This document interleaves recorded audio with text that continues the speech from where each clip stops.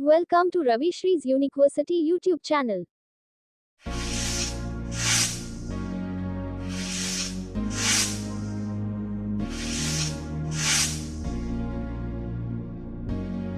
Hearty welcome to English Coffee House Day 5, an initiative taken up elegantly by Ravi Shree University. Today, we are going to learn a few concepts on how to ask permissions, how to request, how to offer, and how to command or order. This is our daily conversation that we maintain in asking requests, in giving offers, in passing commands or orders. It so happens that quite a few times we need also to take permissions before we interrupt a few others who are in the process of conversation or in a meeting or a conference. What is the ideal way, the best way to take a permission? The magic word begins with may. May I come in? If someone is already in the room and he needs to be interrupted and you need to go and communicate, obviously speaking, we need to use a magic word called may. May I come in? The second way that can be proposed to be used is, can I come in please? Can I come in please? The third method of asking, would you mind if I come in at this time? Would you mind if I come in at this time? I'm sorry to interrupt you. Can I come in? This is the other way to make it a complete statement. I'm sorry to interrupt you. Can I come in, please? You seem to be busy, but can I have a couple of minutes to talk to you? You seem to be busy, but can I have a couple of minutes to talk to you? The other way, in a very friendly manner, I understand you are busy at work. I understand you are busy at work. Would you mind giving me a couple of minutes? Would you mind giving me a couple of minutes? The word giving can also be replaced by sparing. Would you mind sparing a couple of minutes for me? Would you mind sparing a couple of minutes for me? So several ways to ask permissions. How to accept a permission? You asked permission, but how should I allow you? As all the questions had yes or no, how to accept, how to deny the permission. To accept, obviously, we generally say yes. Yes, please come in. Yes, please come in. Second, all right, please come in and have your seat. It is generally taken into consideration that you offer a seat to the person who has come if you are already sitting. Yes, please come in, or yes, all right, come in and please take your seat. All right, please come in, have your seat. All right, please come in, have your seat. Do come in and please tell me what you need. Do come in and please tell me what you need. These are the ways of accepting the permission or accepting the interruption of an individual when you are at work or when you are busy doing something important. Let's go to how to deny when someone keeps interrupting you when you are seriously doing something quite important. That's the way it is. No, no, please don't mind. No, please don't mind. Wait for a couple of minutes. Alright, but I am busy right now. Please turn up after a couple of minutes. Please turn up after a couple of minutes. I don't think it's the right time that we can speak. I am in a conference. I don't think it's the right time to speak. I'm in a conference. Please turn up after some time. I understand you are waiting to meet me. I understand you are waiting to meet me. But I'm busy at work. Please meet me after 2 p.m. We need to explain, we need to consider the request, consider the permission that is put forth and respond to the individual. That shows us we have built up a conversation that is standard. This shows not only respect but courtesy. The word is courtesy, C-O-U-R-T-E-S-Y, courtesy.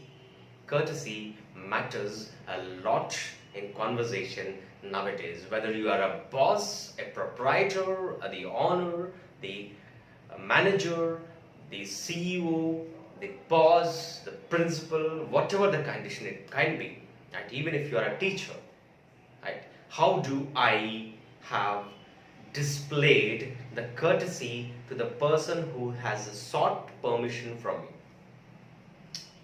We'll go for the next one. Requests. Request.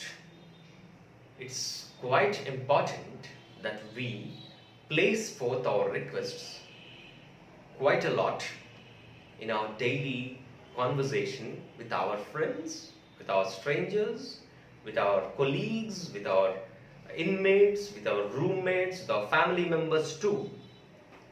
We might think, why should I ask a request in a family? Family is the first society for us. Yes, how to put forth request.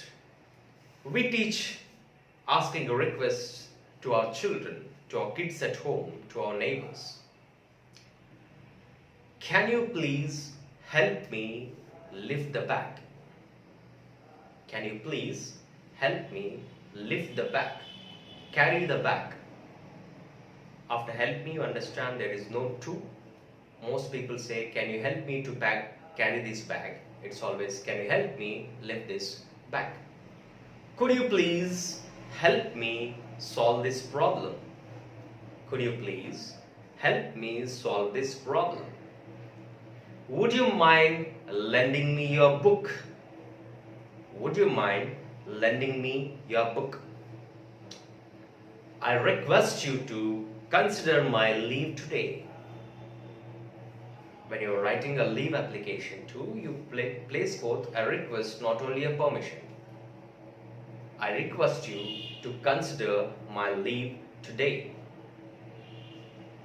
Further, please accept my request. I will be honored if my request is considered. I will be honored if my request is considered.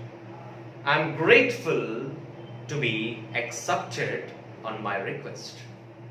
Several ways that you can request. Opening the door, passing a cup of tea to you.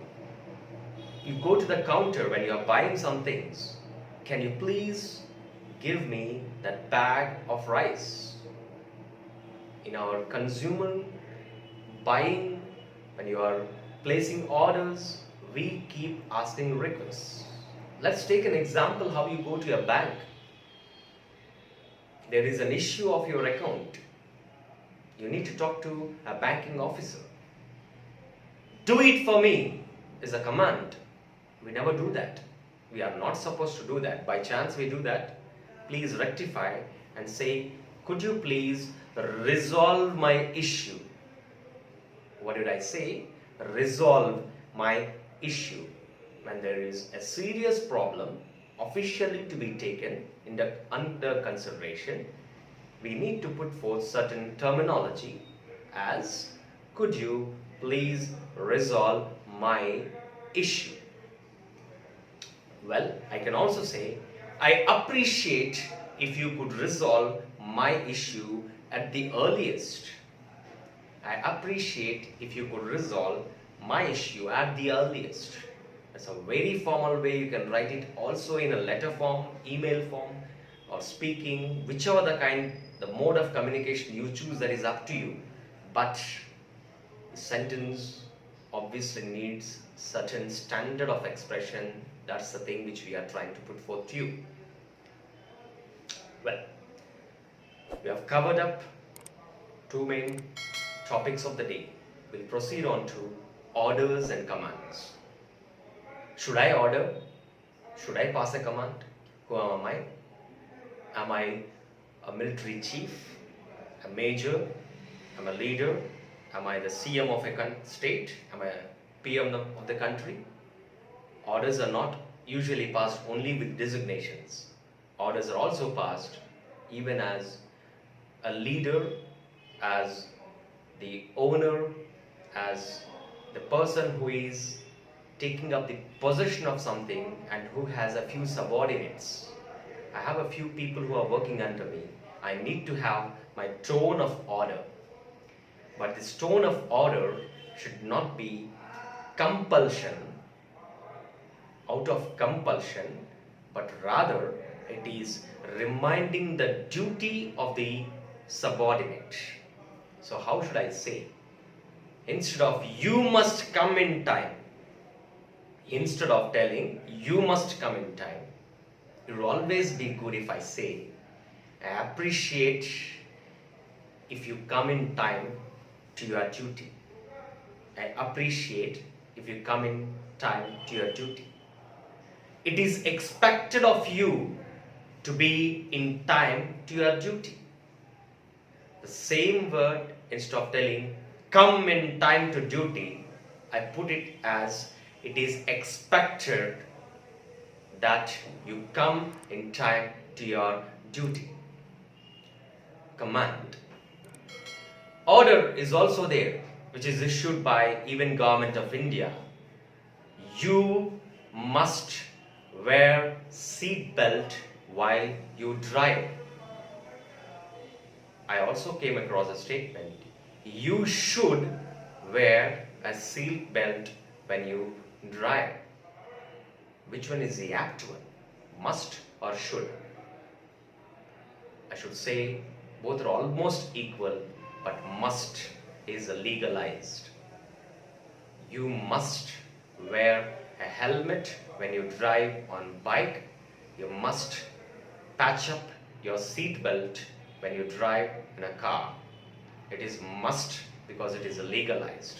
It's an order issued legally by Government of India or Government of US or which other government it is.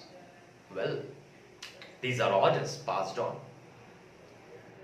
If I give instruction as an order, if I give certain instructions, general instructions we find on our hall tickets for any course of examination when we go. You and I faced it throughout our career. Our younger generation will face it. Our next immediate generation are facing it right now in facing different courses of examination. And there are instructions given. If an instruction is given, it begins with a do or do not. Do not write, or do not take up an examination with a red pen. Do not forget to carry your hall ticket. It's an instruction. Do not walk over the ground. Do not stamp over the grass. Do not. So it's an instruction given. It may not be legalized, but it is within the frame of that institution that it should not be done. If it is done, you will be penalized according to its own instructions laid down. It's quite common that we come across terms and conditions for everything. Nowadays we download apps, right? It gives you an agree button, accept the terms and conditions. Terms and conditions apply. In all the terms and conditions, it comes with a do or do not. Do subscribe to our channel. If I say it's an instruction, general instruction, right? English Coffee House has begun its own classes for the past 4 days, and the 5th day is going on right now. Do subscribe to our channel to have your own course of intellect growing every day. I don't say do not subscribe to our channel. Do not miss out my program. Do not miss out our classes, which we give at free of cost. It's a general instruction that we give to our audience and viewers. So that's the way how we go with giving a command or an order. Well, our conversation is a composition of several ways. I place forth my request, I ask permission, I place a command, I pass over some order to my subordinates. But beyond all these, there is something called as the word time. The listener should be appreciated at the end of the conversation. Thanks for your patience in listening to me. Thank you for lending your ears to me. Thank you. Have a good day. Thank you for watching Ravi Sri University YouTube channel. Please like, share, comment and subscribe.